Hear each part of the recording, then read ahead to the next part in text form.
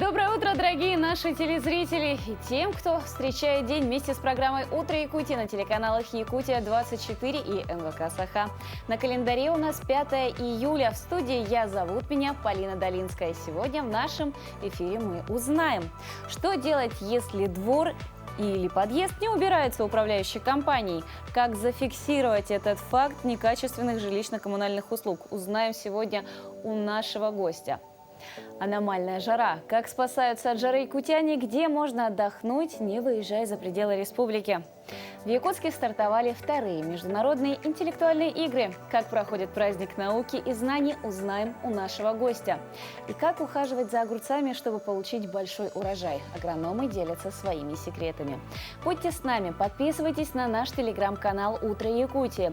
QR-код вы сейчас можете видеть на своих экранах. Переходите, подписывайтесь на нашу группу, а также следите за последними актуальными новостями.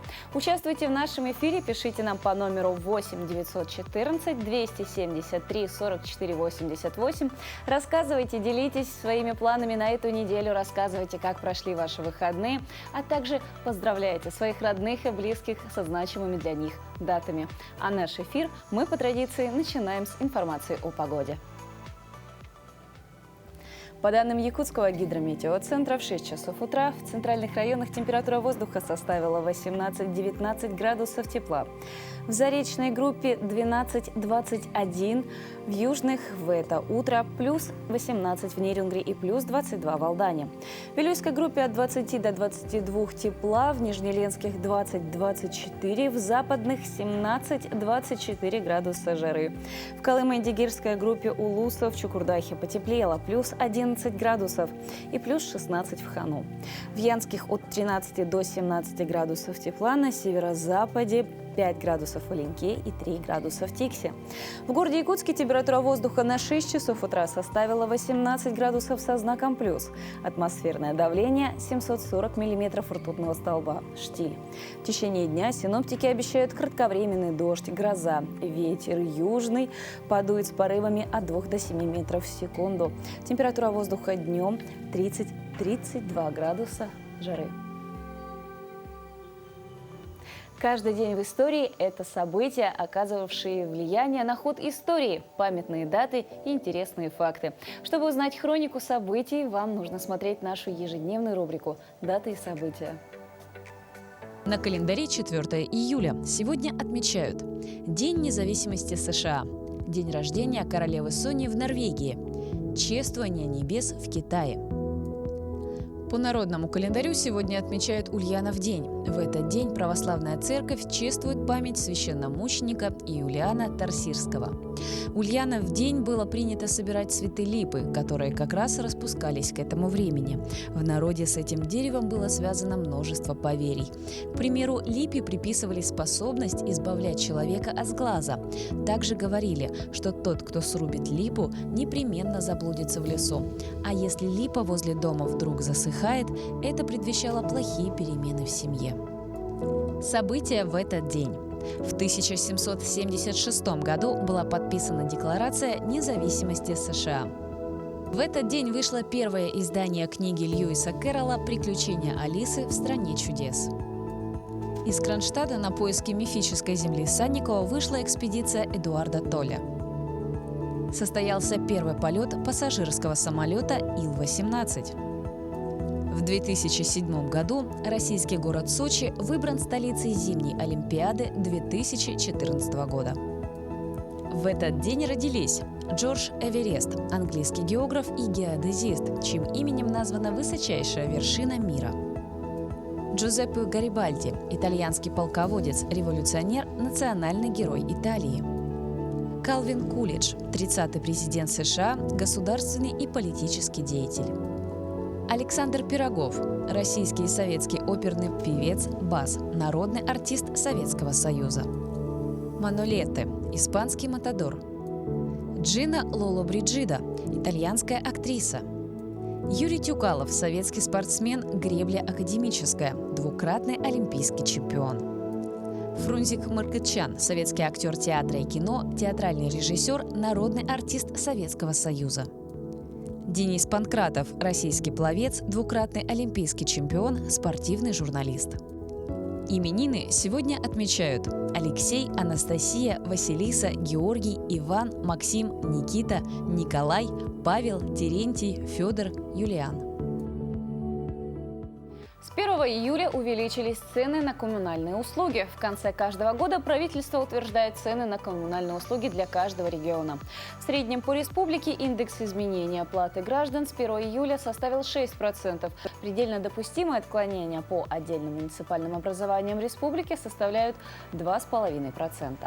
Что делать, если двор или подъезд не убирает управляющая компания? Как зафиксировать факт некачественных жилищно-коммунальных услуг? Для последующего перерасчета мы узнаем как раз-таки с нашим гостем. Руководитель управления государственного строительного и жилищного надзора Республики Саха-Якутия Павел Аргунов. Павел, доброе утро. Доброе утро. Расскажите, пожалуйста, вот какие основные основания нужны для как раз-таки перерасчета жилищно-коммунальных услуг? Пересчет осуществляется, если собственник, или наниматель долгое время отсутствует у себя в квартире. Это долгое время, это от 5 дней до 6 месяцев. В случае, если он уехал в командировку, либо там уехал в отпуск, он может рассчитывать на пересчет в случае, если у него в квартире нет счетчиков воды, газа, электроэнергии. В этом случае он может рассчитывать на перерасчет. Кроме того, на перерасчет могут рассчитывать граждане, которым предоставляются некачественные коммунальные услуги с перерывами, с большими перерывами, например. В этом случае тоже, в случае отсутствия счетчиков, человек может рассчитывать на перерасчет. А как зафиксировать тот факт? Допустим, человек собирается в отпуск, либо в ту же командировку, и сейчас у нас начнется скоро период сенокоса, люди будут выезжать из своих квартир. Куда нужно подойти? С какими документами? Как этот факт своего отсутствия в квартире нужно подтвердить? Во-первых, необходимо обратиться в адрес своей управляющей компании, управляющей организации, то есть написать заявление, что в такой-то период меня не будет, прошу произвести перерасчет. Потом по приезду необходимо предоставить подтверждающие документы по отъезду. В этом случае день приезда и отъезда не считается. Как я уже говорил, долгое отсутствие – это от 5 дней до 6 месяцев. Кроме того, в случае, если коммунальные услуги предоставляются с большими перерывами, то необходимо составить акт. Для составления акта необходимо позвать управляющую компанию, при этом конкретно с ними договориться, что в такой-то момент я буду дома, подходите и составьте, пожалуйста, акт соответствующий. О том, что у меня, например, воды нету сегодня, либо там газ отключен, либо электричество отключено. В таком порядке. А если управляющая компания отклоняется от проверки или подписания акта, как можно поступить жителям? Действительно, некоторые управляющие компании относятся недобросовестно, как вы сказали, не подходят в нужный момент. В этом случае человек может составить акт самостоятельно. При этом он должен пригласить 2 независимых людей, которые смогут подписать соответствующий акт. При этом в акте необходимо отразить время начала предоставления некачественных коммунальных услуг и время завершения. Например, если воды нету несколько дней, то соответствующий акт необходимо составлять ежедневно. А можете подробнее рассказать про перерасчет при длительном отсутствии жильцов в квартире?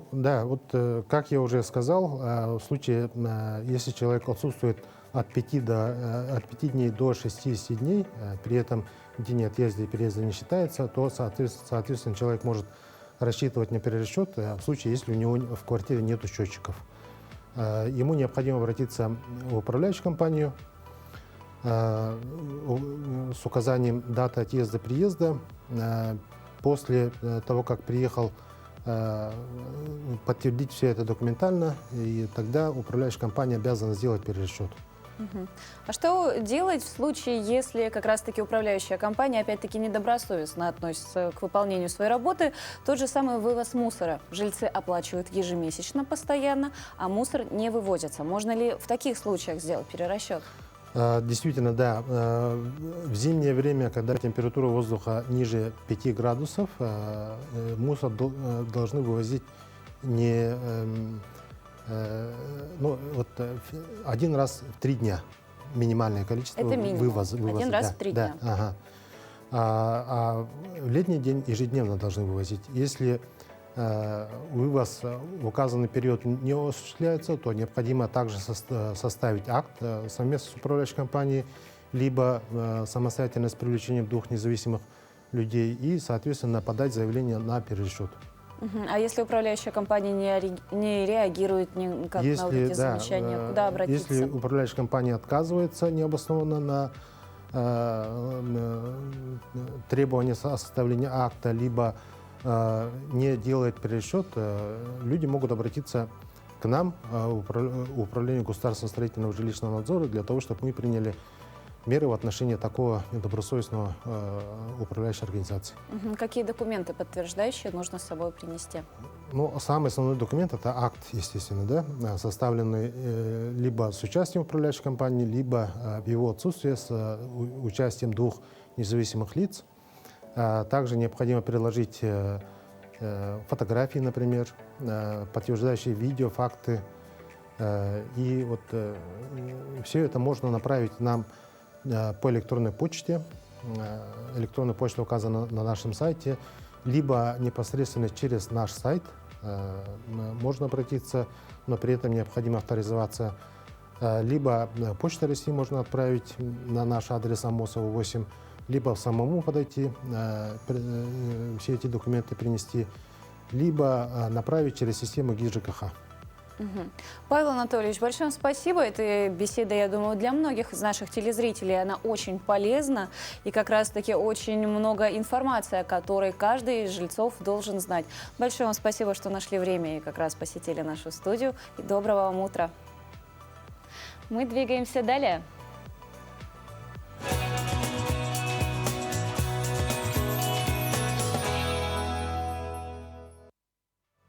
Аномальную жару до 30-35 градусов прогнозируют в Якутии. В июле средняя температура воздуха составит на 1-2 градуса выше нормы. В центральных районах и в части северо-восточных сегодня температура воздуха в июле ожидается выше нормы на 1 градус. В Колымо-Индигирских районах на 2 градуса выше нормы. В Якутии сейчас самый разгар летних дней, и многим хочется отдохнуть от повседневной суеты, насладиться воздухом, и многие проводят это лето ближе к воде. Для того, чтобы получить какие-то незабываемые впечатления, можно как раз-таки не выезжая за пределы республики. И вот жители Новой Табаги рассказали нам, как проводят свое лето.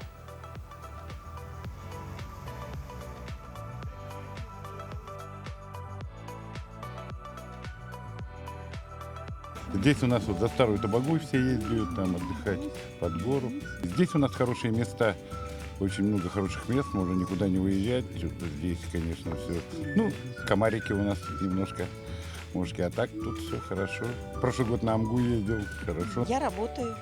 Все лето работаю, в отпуске была в апреле и летала в Анапу к внучкам. А сейчас все лето работаю. Ну, на выходные все-таки, если время есть, остается свободно, вот чем любите заниматься? Огород, может, у вас есть? Да. Дачный участок, цветы, овощи, теплица с огурцами. Ну, сам помидоры. Это лето проводили с пользой для души, чтобы отдохнули. Ну, с пользой для души, на речке. Но в лес запрещено как бы выезжать. На речке, много озер. Желательно, конечно, на воде. А у кого есть возможность посетить море. Да, вот тут недалеко, Старая Табага. Речка, протока есть. Народу много бывает? Да, много. Вода чистая, теплая? Да, нормально. У вас сейчас школьные каникулы. Чем любишь заниматься летом? Я люблю заниматься гимнастикой. Я полюбила спорт в 7 лет. Я умею переворот делать и на руках ходить.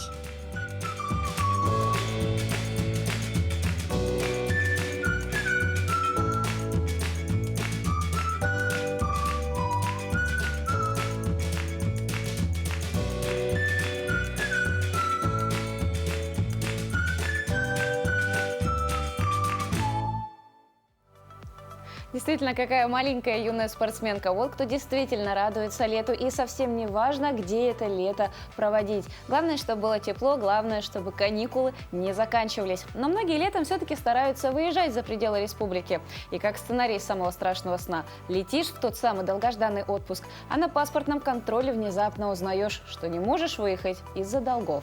Наша постоянная рубрика «Советы юриста» расскажет, в каких случаях закрывают выезд из России за рубеж и как проверить, что вы не являетесь тем самым участником черного списка.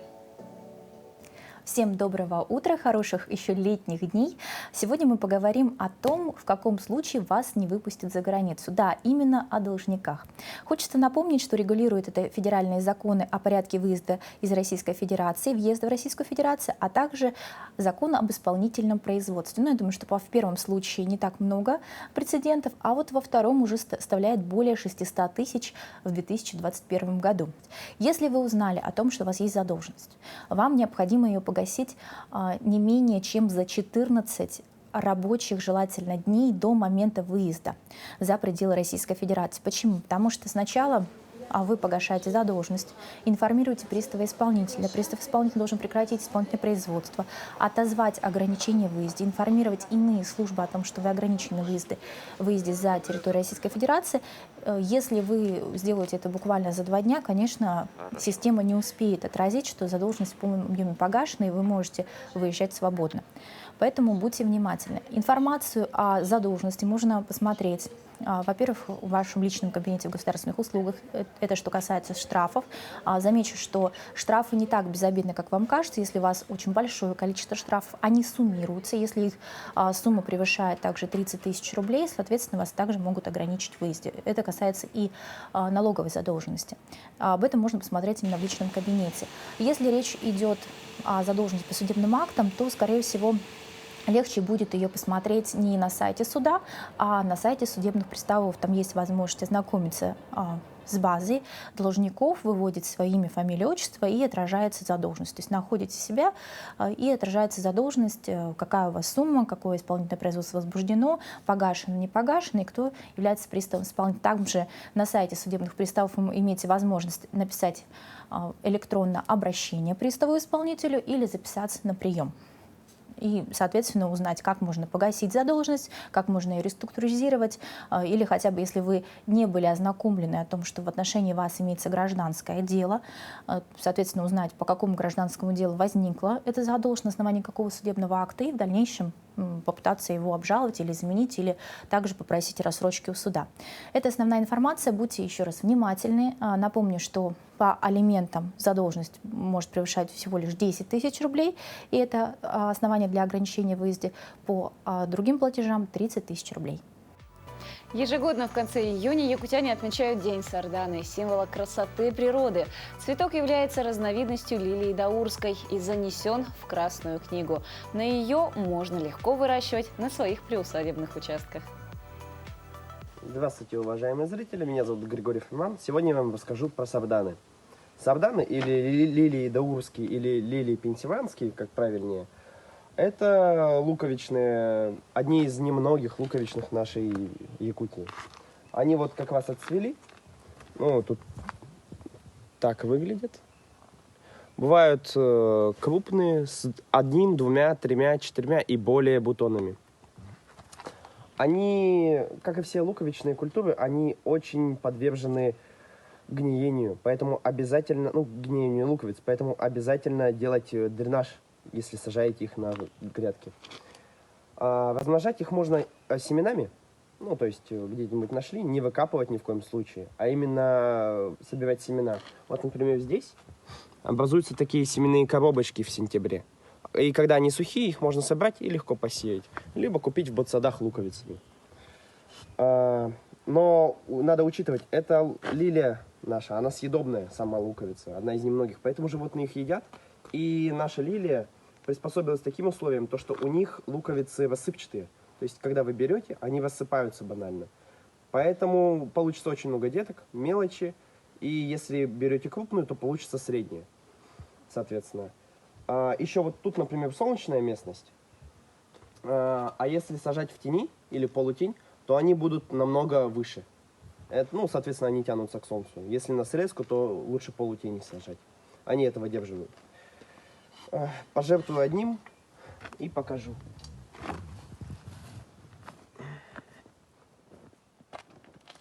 Хотя, правда, пересаживать либо ранней весной, либо осенью. Лучше осенью, конечно, когда отцветают. Спустя несколько лет после посадок они создают несколько этажей. То есть, например, посадили вы семечком.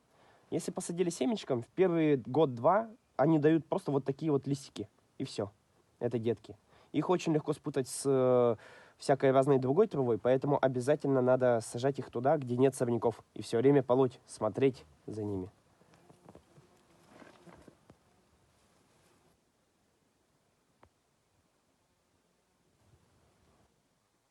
Тоже детка, отколовшаяся от основного.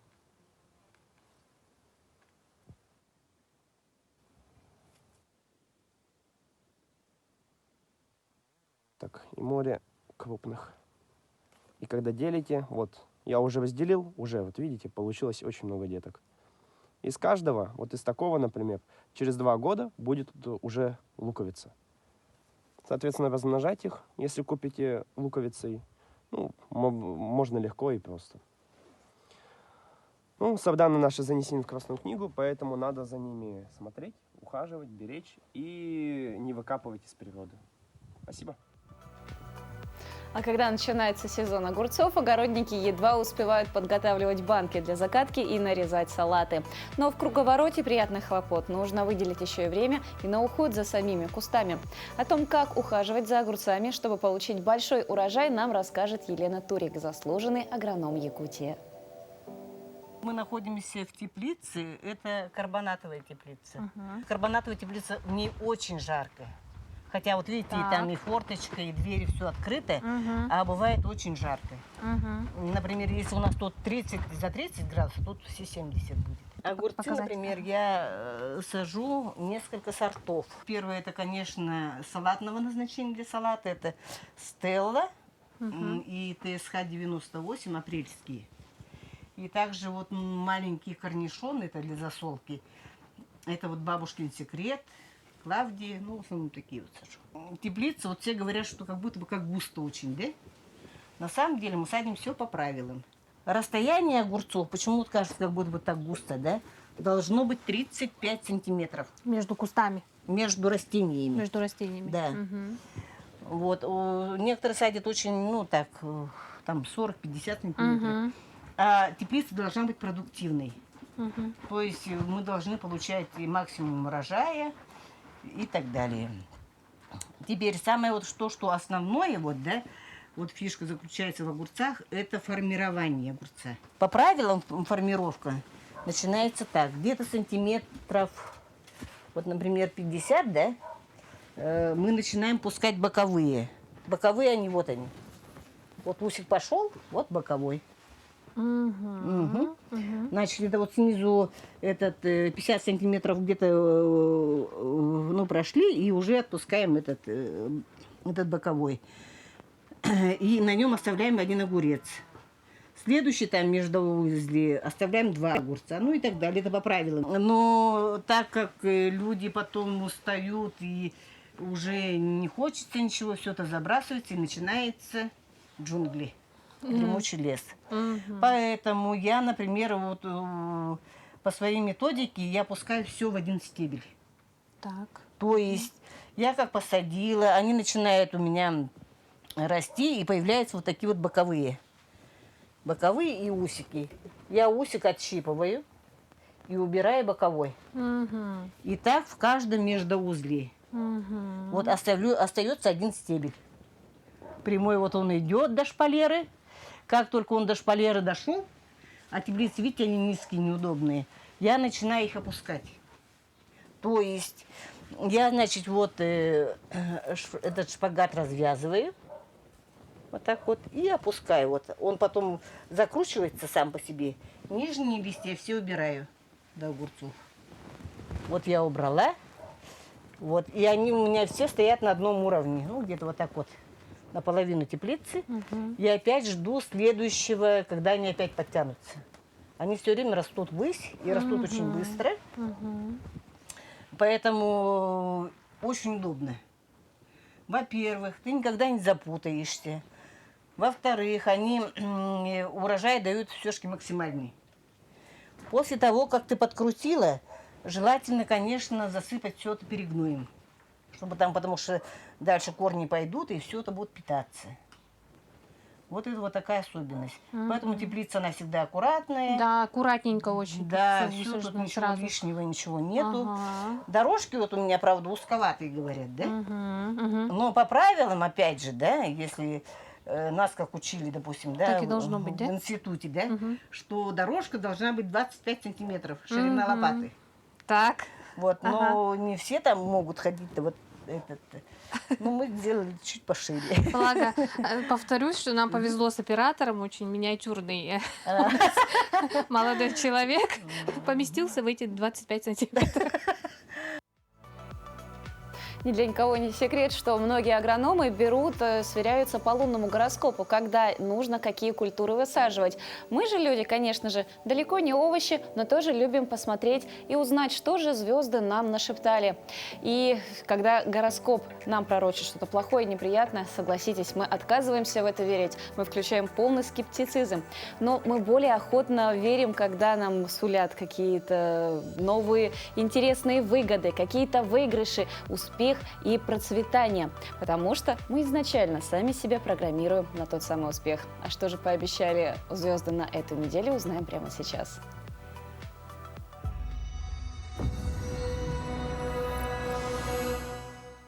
Овнам предстоит переосмыслить свою жизнь. Именно после того, как вы уберете из своих повседневностей лишнее, судьба поменяет свой вектор.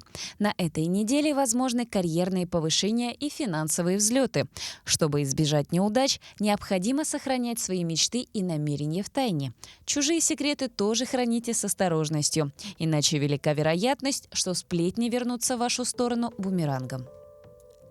Тельцы, вам предстоит неделя работы над собой, формирования правильных черт характера, привлекающих счастье. Нужно меняться, подстраиваться под сформированную реальность. Полезным будет романтический отдых, отпуск на море, на природе. На работе лучше не переутомляться. Даже если очень много дел и задач, лучше не задерживаться на рабочем месте. Ни к чему хорошего это точно не приведет, вы можете перегореть. Близнецы, велика вероятность того, что вам придется много работать, однако уставать от этого вы не будете.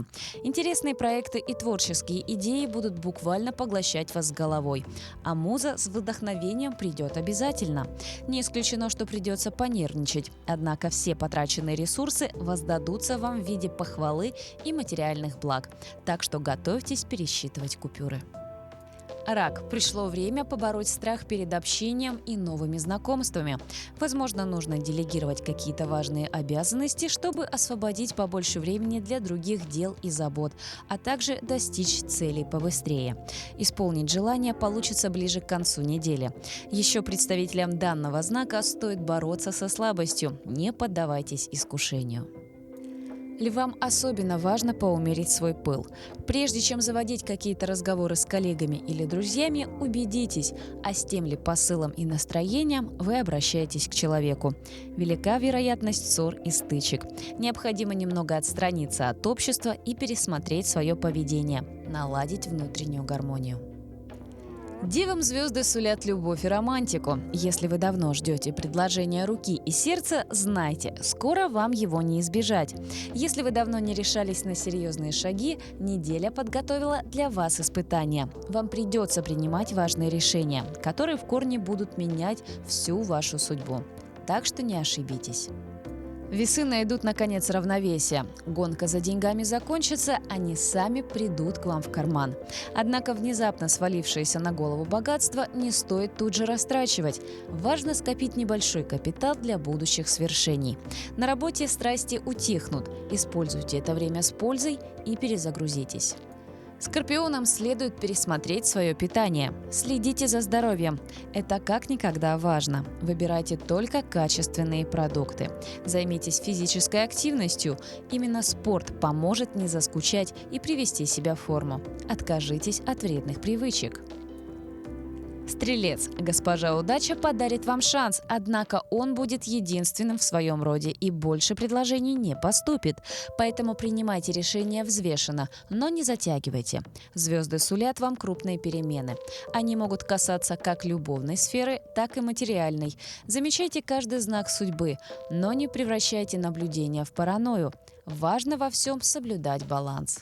Козероги, наконец, научатся слушать и слышать. Все будет быстро и четко. Вы даже не заметите, как эта неделя пройдет. В суете будней постарайтесь сфокусировать свое внимание на главных целях. Слушайте свой внутренний голос. Интуиция подскажет, как лучше поступить, чтобы привлечь удачу. Водолеи, звезды будут давать вам ответы на ваши вопросы. Полагайтесь в ответственных делах только на себя. Ни на кого больше не рассчитывайте. Сотрудничество с кем-либо может привести к непоправимым последствиям. Запомните, главный ориентир – семья, дети, дом. Только они смогут направить вас на нужный путь. Рыбам неделя сулит любовные приключения. Романтики будет через край. Не забывайте радовать близких приятными подарками. Чем больше вы отдадите, тем больше вам вернется. Жизнь обещает быть к вам благосклонной и не подкидывать неудач и трудностей.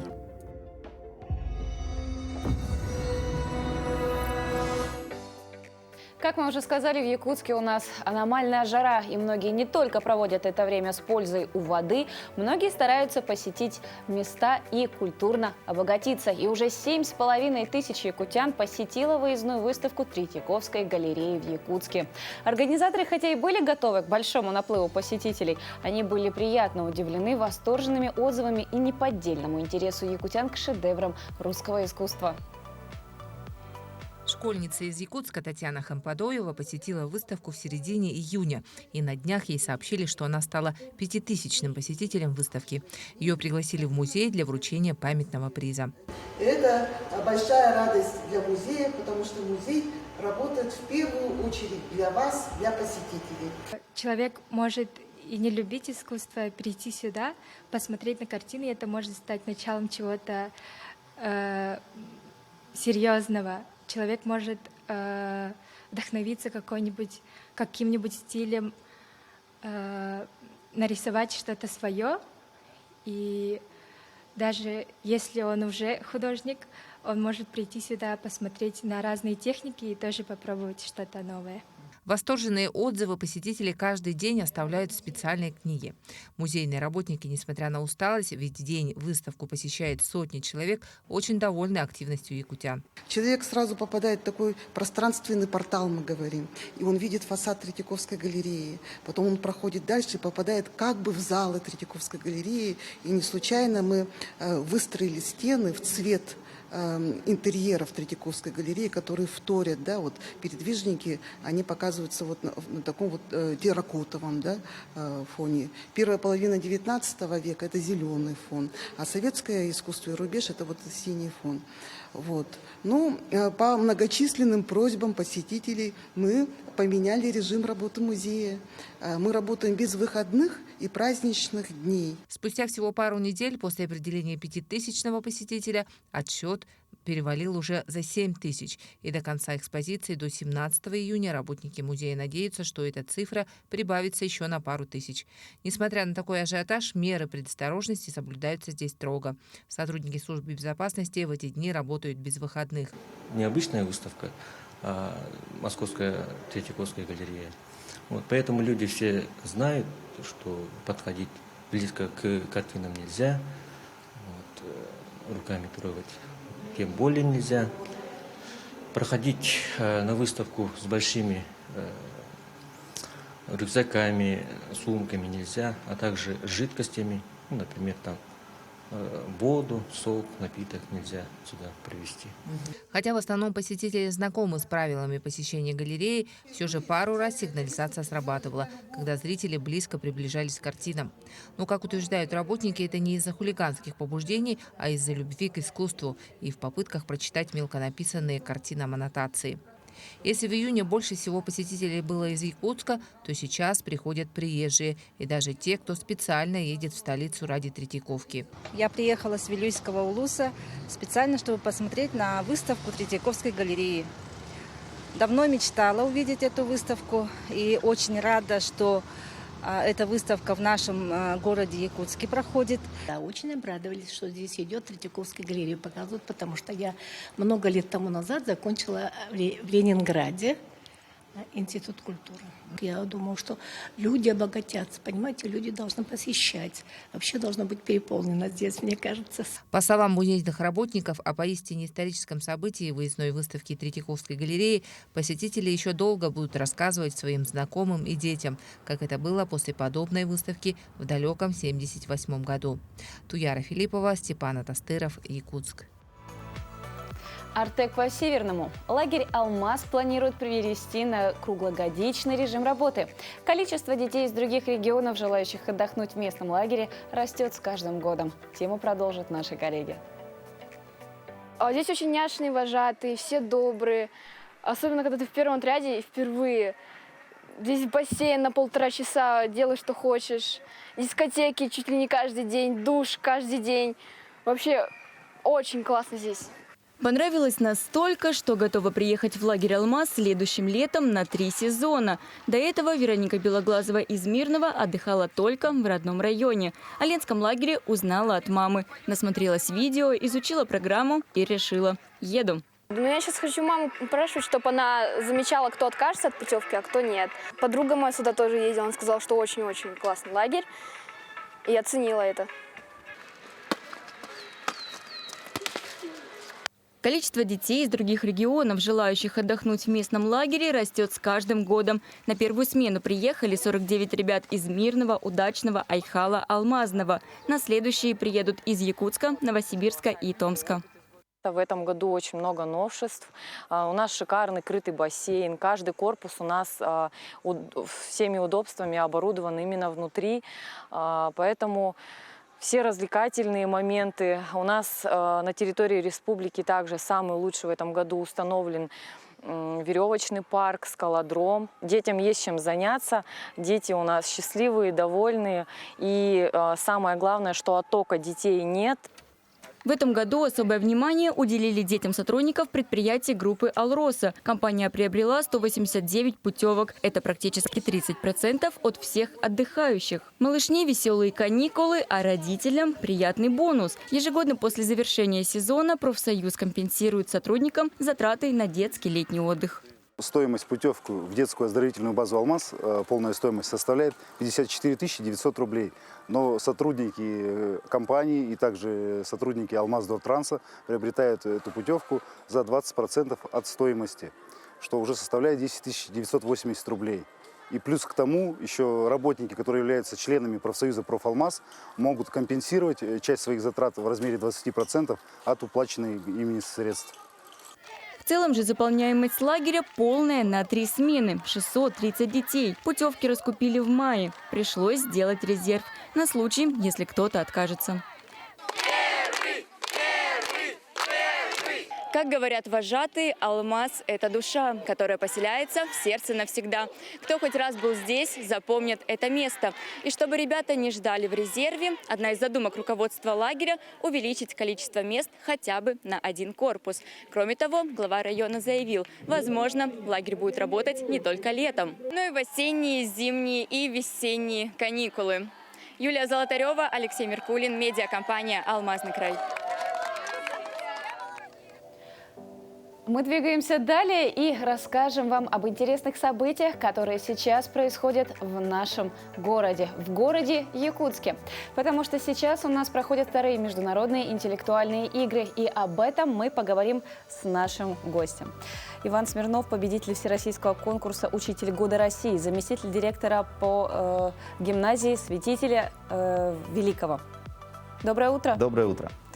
Иван Алексеевич, вы впервые на международных интеллектуальных играх? Второй раз. Вот как раз-таки второй раз. Да. И вот поделитесь вашими впечатлениями, потому что первые проходили в 2018 году, спустя 4 года. Какие они, эти международные интеллектуальные игры? Они отличаются или они еще лучше и еще масштабнее? Мне кажется, конечно, они отличаются. Прошло 4 года, сначала пандемия, и потом достаточно сложные условия для сбора любого международного мероприятия. Поэтому самое, мне кажется, ценное в том, что игры состоялись. Они состоялись в в том числе и в очном формате. Сейчас такой формат называется гибридный или смешанный, когда часть участников участвует через интернет, онлайн, в том числе иностранные некоторые участники принимают участие так. А значительная часть из разных регионов России школьников приехали в Якутск. Для них это открытие, возможность познакомиться с новым. Угу. Ну вот в этом году принимают участие более 600 участников из 17 стран и 16 регионов. Это и Россия, и Мексика, Турция, Бразилия, Сербия и Беларусь. И вот как раз-таки в этом году нововведение, то, что проходит оно в смешанном формате. Да. И дистанционное, и это позволяет включить большее количество участников, потому что иначе не всегда есть возможность прилететь, поэтому в общем, это действительно расширяет географию проекта. Иван Алексеевич, а вот вы работаете на какой площадке в эти дни? Я работаю на базе Малой академии наук, где проходит международная исследовательская школа. Угу. Вот расскажите, какие предварительные итоги, может быть, что-то у вас уже сразу поразило, покорило какие-то из участников, удивили, я думаю, прежде всего нужно сказать пару слов о том, что такое международная школа, как она проходит. Это исследовательская школа. Ребята в течение 10 дней выбирают одну из исследовательских тем, проектов, и под руководством молодых ученых выполняют такое короткое, но очень интересное исследование по одному из ключевых направлений. Темы сами выбирают или из предложенных? Темы предлагают тьюторы, руководители исследований. Они прошли отбор, они предложили эти темы организационному комитету, и он выбрал самые, с точки зрения ученых, практиков, интересные темы. Ребята выбирают любую из этих тем и работают все это время в рамках таких исследований. Темы в этом году следующие. Это мониторинг пожаров, исследование пожаров с помощью космических снимков. Причем благодаря тому, что снимки сохраняются на протяжении десятилетий, можно посмотреть динамику, можно посмотреть, как восстанавливаются леса после пожаров. Вот ребята ездили вчера на одно из мест, которое горело несколько лет назад, смотрели, насколько быстро лес восстанавливается. Другая тема связана с изучением климата и метеорологическими измерениями. Учатся управлять дроном. Вчера мне рассказывала школьница, которая приехала вместе с моей группой, как она паяла. Для нее это было целое открытие. Они монтировали датчики для того, чтобы проводить измерения. В ближайшее время будут учиться управлять дроном и снимать метеорологические данные на разных высотах. И таких тем достаточно много, то есть каждая представляет свой интерес. Как можно понять, кроме того, что большой опыт получают все участники, даже те же самые организаторы и тьюторы, что дает детям вот эта исследовательская работа? Мне кажется, здесь лучше всего реализуется девиз международных интеллектуальных игр про то, что занимайтесь наукой и заводите знакомство, дружбу. Очень важная составляющая международной школы — это не только проведение исследований, это еще общение ребят из разных стран, из разных регионов, так как наука, она вне политики, она должна объединять, и вот международная школа дает хороший опыт в этом направлении. А с точки зрения исследований, для ребят это возможность пройти весь цикл от замысла до представления. В школу закончится конференция, куда приедут эксперты, будут оценивать эти работы.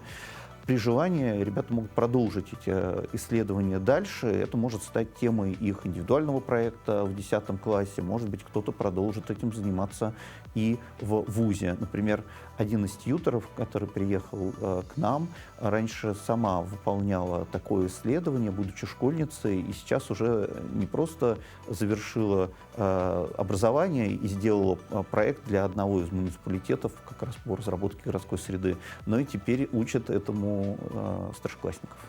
А вот на ваш взгляд, что самое важное в этих играх? Самое важное, мне кажется, то, что они привлекают внимание к тому, насколько нужен и важен для России интеллектуальный потенциал наших ребят. Вот сам факт такого внимания, освещения в СМИ очень многое дает для выбора, например, будущей научной карьеры, научной специальности той или иной. И мне кажется, это очень важно сейчас для технологического суверенитета нашей страны, чтобы ребята шли в науку. А какие сильные стороны в системе образования вы видите как раз-таки в нашей республике? Мне всегда в Якутске и в целом в Якутии поражает и очень радует отношение к учителю. Не в каждом регионе ты увидишь поздравления учителя с юбилеем, какие-то такие знаки внимания. Для нас это в порядке вещей. Да, но это, мне кажется, очень важно, потому что расставляет акценты и формирует правильное отношение между учеником и учителем. Поэтому это очень интересная черта, которой, мне кажется, нужно учиться и в других регионах. И каким вы видите дальнейшее будущее этих игр, а также тем, кто нас только смотрит, и, может быть, какие-то пожелания, с чего начать, в чем себя попробовать для того, чтобы на следующие игры уже принимать самое активное участие? Мне кажется, здесь важно прежде всего учиться с интересом, хорошо. Обязательно пробовать себя в рамках школы в проведении исследований, потому что интеллектуальные игры объединяют в первую очередь исследователей. И поэтому, возможно, под руководством вашего учителя или на базе регионального центра, Малой академии наук и других центров для одаренных детей попробовать свои силы в этом интересном направлении. И у меня еще такой вопрос, Иван Алексеевич. Насколько в таких играх важна какая-то дерзость идеи? Должна ли она присутствовать, какая-то искра? Самые смелые, чтобы их как раз-таки от задумки до реализации. Здесь скорее должна быть настойчивость. Настойчивость. Мне кажется, что дерзость — это хорошо, но если она не подкреплена постоянным деланием в каком-то направлении, она может быть безрезультативной. А если все-таки постоянно чем-то заниматься, это приносит плоды. Большое вам спасибо, что в это утро вы как раз-таки пришли нас и рассказали о том, что действительно сейчас происходит на территории нашей республики, как у нас школьники проводят интересно и полезно это лето. Ну и, конечно же, будем рады вас видеть еще раз у нас в гостях. Спасибо. И с добрым утром. Доброе утро. А мы двигаемся далее. Житель Иркутской области Андрей Бугай обнаружил на кухне спортивного центра необычных соседей – молодых норок. В течение 3 лет он подкармливал взрослую норку, однако недавно животное пропало, оставив после себя потомство. Очаровательным малышам не более 2 месяцев. Мужчина заботится о них ежедневно, чистит зверькам несколько рыбок и предлагает замороженных мышей в качестве угощений. Она у нас появилась 3 года назад, жила у нас. В этом году принесла нам маленьких зверюшек. Принесла и где-то сама делась, непонятно где. Они где-то такие 1,5 месяца уже, до 2 месяцев. И мы решили их подкармливать, чтобы не отдавать никуда. Они из Байкала заходят под наше здание и выходят у нас под полом. А с-под пола уже выходят к нам прямо на кухню. В руки мы их не берем, и у них есть возможность остаться в дикой природе. Они опасаются все-таки, инстинкт у них самосохранения работает. Это очень хорошо. И мы стараемся им в этом помогать. То есть немножко даже где-то напугать, чтобы они убегали, чтобы они не привыкали к человеку, чтобы они понимали, что человек – это опасность. Андрей продолжает держать шефство над малышами. Однако с каждым днем животные все меньше гостят в спортивном центре и все больше времени проводят на воле. А еще они любят похулиганить. Без зазрения совести утаскивают вещи спортсменов. Например, время от времени из спортивного центра исчезают носки. А у старшего поколения летом свои заботы. Многие семьи в Якутии имеют свое подсобное хозяйство. Сегодня мы хотим вам рассказать о семье Полипенко, которая проживает в Новой Табаге. Несколько лет назад они решили заняться птицеводством и разведением кроликов. По мнению семьи, иметь свое хозяйство сейчас – это не только выгодное вложение денег, но и возможность круглогодично употреблять натуральную и экологически чистую продукцию. С хозяйством семьи Полипенко познакомилась Ирина Григорьева. Многие считают, что разводить живность на своем участке – это достаточно хлопотное и сложное дело, но это не более чем миф. Об этом говорит семья Пилипенко, которая живет в селе Новая Табага. Она считает, что сейчас, наоборот, экономически выгодно выращивать свои овощи, кушать натуральную пищу и разводить свое хозяйство. Мое утро – кормежка зверей, курей. Вот это делаю примерно так. Немножко дальник, они очень любят его. Свежая трава, вкусная ботва и обильное питье. Главный завтрак у молодых кроликов. Глава семейства Валерий Пилипенко признается, все началось с одного кролика, которого ему подарили на день рождения. Простой интерес со временем перерос в большое дело. Сейчас у семьи Пилипенко небольшое, но продуктивное хозяйство, где они разводят кур, перепелок и кроликов. Это белый великан. Да. О, какой красивый белый великан. Он отец, да? Да. Семейства. Ага. Ну, сколько он весит? Он? А вы можете его поднять? Ну, он килограмм, наверное, 7,5-8. А я его смогу поднять? Так, Ой. Вот это великан. Красавец. Ой. Пугается, чужих боятся одни. Валерий Васильевич с гордостью показывает великанов, особую породу кроликов, благодаря которым и держится кроличья ферма. Всему учился сам и даже разводить перепелок.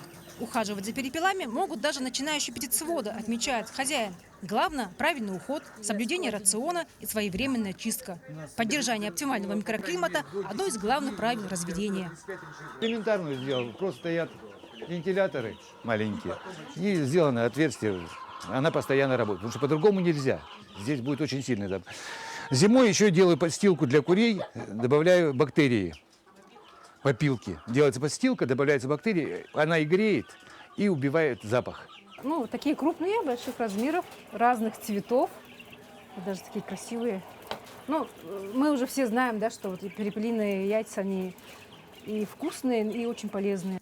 Дружная семья переехала в Якутию из Кубани больше 10 лет назад. Купили дом в Новой Табаге, пустили корни, а главное, после работы они занимаются любимым делом – своим домом. На каждом клочке земли растет все то, что появится на столе у хозяйки осенью. Уже растут помидоры, зеленеет свекла и даже поспели первые вкусные огурцы. О, что делать, да? Ну что, за первый урожай? Давайте. Не горькие. Не горький совсем. Да, тут тоже много мучились изначально, не знали, все горело в ней. Но вот потом решили вот таким образом прикрыть, и тогда что-то мы получаем, какой-то урожай. Елена Романовна – огородница со стажем. 2 теплицы, построенные мужем 5 лет назад, до сих пор верно служат. На строительство одной только теплицы семья потратила 50 тысяч рублей. Но вложение в свое хозяйство – это выгодное вложение денег, считают они. Ежегодно на столе у Пилипенко только натуральная продукция, выращенная своими руками. Хоть, конечно, это большой труд, но я считаю, что для своего здоровья, для своей семьи, я думаю, что это стоит этим заниматься. Пускай люди не боятся, да, это, конечно, по деньгам финансово затратно, но я считаю, что для здоровья это важнее. Семья Пилипенко не единственная семья в Новой Табаге, у которых есть свое хозяйство. Но здесь царит особая уютная атмосфера. Дружная семья Пилипенко радушно принимает каждого гостя, а главное, является ярким примером любви к своему родному дому и к своей родной Табаге. Ирина Григорьева, Павел Пахомов, село Табага. А для тех, кто только проснулся и включил телеканал «Якутия-24», друзья, самое время узнать о том, какая же погода ждет нас сегодня в течение дня. По данным Якутского гидрометеоцентра, в 6 часов утра температура воздуха в центральных районах составила 18-19 градусов. В Заречной группе 12-21. В южных в это утро плюс 18, в Нерюнгри, Валдане плюс 22. В Вилюйской группе 20-22 тепла, в Нижнеленских 20-24. В западных от 17 до 24 градусов со знаком плюс. В Колымо-Индигирской группе Улусов потеплело. В Чукурдахе плюс 11 и плюс 16 в это утро в селе Ханум. В Янских от 13 до 17 выше 0, а на северо-западе 3-5 градусов со знаком плюс. В городе Якутске температура воздуха на 6 часов утра составила 18 градусов выше 0. Атмосферное давление 740 миллиметров ртутного столба. Штиль. В течение дня синоптики обещают нам кратковременный дождь, гроза. Ветер юго-восточный подует с порывами от 2 до 7 метров в секунду. Порывы ветра до 15 метров в секунду. Температура воздуха днем 30-32. Ну что, друзья, я надеюсь, ваш понедельник очень добрый, потому что в это утро мы желаем вам доброго и хорошего дня. И делаем все для того, чтобы начало недели было замечательным и программировало вас на хорошую рабочую неделю.